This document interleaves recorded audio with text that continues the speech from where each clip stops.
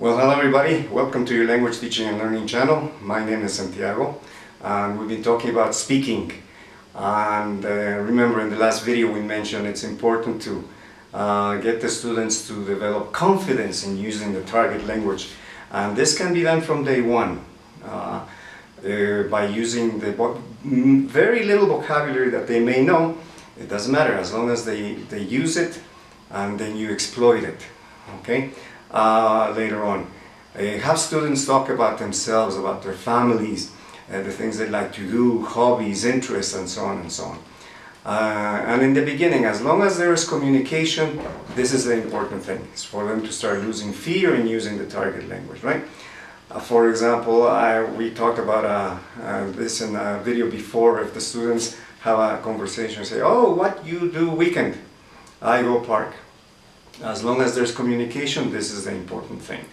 Obviously, once we teach them the correct structures and vocabulary, we cannot accept them talking like that. We need to encourage them to speak correctly. "What did you do last weekend?" "I went to the park." Fantastic, okay? So this is the idea. And we mentioned also, actually in a couple of videos from the beginning, the importance of setting the example and using the target language constantly with the students. Right? We can't, just tell the students, okay, you need to practice the target language as much as possible, but we're speaking to them in their native language. We can't do that, okay, because we're not setting a good example. Okay, you also need to create the environment. We need to create the need for them to communicate in the target language, in class as well as out of class. All right, so this is very important to keep in mind. And for communication, you need to have just basic vocabulary, and encourage that with the students, right? Like in a restaurant, coffee? Yes. Sugar? No. Milk? Yes, please. There's communication, and it's just basic vocabulary. Obviously, later on, as I mentioned, we encourage them to use the correct structure, right? "Would you like some coffee?" "Yes, please. Black," or whatever. So encourage the students to use the language as much as possible, and you also use it with them, so you can set the example, right? There are many different activities that you can do in order to encourage them to use the language as much as possible in different settings, in different environments, right? An activity that I used to do, the thing is, students are sometimes shy to use the language, right?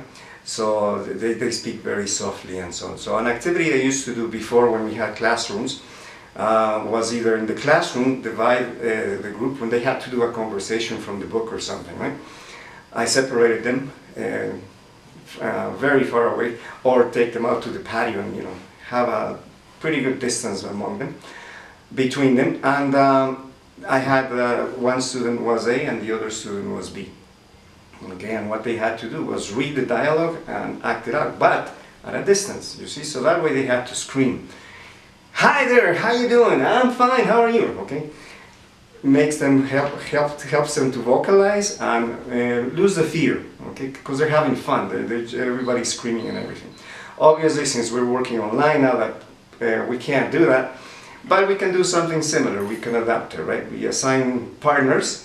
Okay, so you're A, you're B, you're A, you're B, and have them do the same. Okay, everybody, 1, 2, 3, go, read. And they have to read aloud, okay? Now this is very important too. Whenever students are reading, and this is, unfortunately, this is what they usually do, right? When they're reading, they're, "Hi, how are you?" "I'm fine, how are you?" "Fine, what's your name?" Encourage them not to do that, okay? Encourage them to remember chunks of the language, right? Read it, remember it, and then look at the student. Well, in this case, at the camera, and "Hi, how are you? How's it going?" "I'm fine, thank you. How are you?" But encourage them to do that. Okay, show them. I mean, they're learning the language to communicate, and when you communicate, you look at the other person normally. When you're not reading and talking to the person, so make sure you encourage them to do that. This is what we call the read and look up technique. And have them do different activities, as I mentioned before. Songs. If you have whatever activity you do with the song, it could be a fill in the blank activity, or organize the sentences in the correct order, whatever. Once you finish the song, have the students sing, okay? But everybody at the same time, put the volume up and have them sing, okay? This helps them a lot for the pronunciation and to lose the fear, right? Have the students describe pictures, right? Have them draw a picture and then describe it to the rest of the class so you can draw. Role plays, debates, and many different activities that you can do in order to encourage students to start using the language more, right? Again, from basic, and little by little you go increasing the level of difficulty that you may have with the students, right? Before, we used to worry a lot about pronunciation, and I'm sure most of us, you know, we had to study phonology and phonetics and so on, and this is the correct way to pronounce and so on and so on. However, as you know now, we have what we call world Englishes. So what is the correct pronunciation of English? Is it American? Is it Canadian? Is it British? Australian? We can't say that, you see. We can't say, okay, this is the correct pronunciation or the best pronunciation.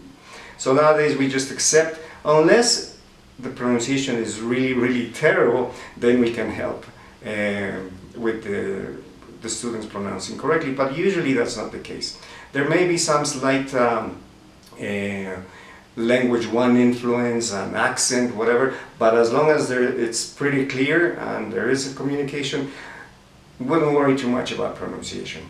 Another activity that is very good for the students to increase their fluency is to record themselves. Now it's so easy nowadays, you're on the cell phone. This is an assignment I always tell my students to do, right? Record yourself talking for 1 minute about whatever you want. That's it. And then listen to themselves, okay? So that way, you know, if we are telling them you need to improve your pronunciation or you need to improve your fluency, they don't really have they're not really clear on what that means, right? And they may have a grade and it's a low grade, but if they listen to themselves, then they can judge for themselves and self-assessment, and they realize, oh, look at that, I'm not pronouncing that correctly. Oh, I'm speaking very slowly. So it's important because when we're speaking, we normally don't hear ourselves, right? So this is why it's important for the students also to do that, okay? And it's a very easy activity. Just record yourself for 1 minute every day about whatever you want, okay? And little by little they begin to improve. And also, when you are doing reading, this is an activity that I usually do with my students too.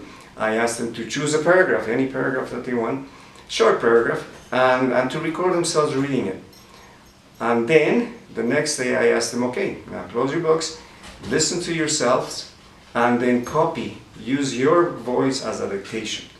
And then they can understand, they can find mistakes on their own. Oh, I didn't pronounce that correctly. What did I say? Why did I say this? And so on. So that's another activity that will help them to improve their speaking.